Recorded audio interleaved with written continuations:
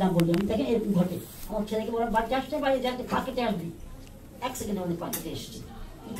আমরা এগুলো করে ঘটে তখন আমি বলে এটা হচ্ছে গর্ত এটা আমার ছেলে চাষা শুরু বলেছেন গর্ত আপনি ভালো চিন্তা করেন জানি আজকে আমি যার কিনা আমাকে বলছে যে আমরা 80 বছর যেন একটা বিরাট একটা আমি তা মনে করি না কারণ একটাই সেটা হচ্ছে আমি যখন থিয়েটারে 2 বার নাটক করছিলাম সেই সময় একটা ডায়লগ আছে আরিফুলের সঙ্গে আরিফুলের বাদ ভেঙে দাও ভাগ করে গান গাচ্ছে এগুলো ভাঙাভাঙি রেখে একটা জরুরি কথা শোনো তোমার শালীর এখনো পর্যন্ত বিয়ে হয়নি বয়স তো দিন দিন কমে যাচ্ছে না বাড়ছে যত কমিয়েই বলি 18 কমার বলতে পারবো না আমি আমার নিজের জীবনে এটা আমি শিক্ষা নিয়েছি 80 হলো আমি 18 যাচ্ছি আপনাদের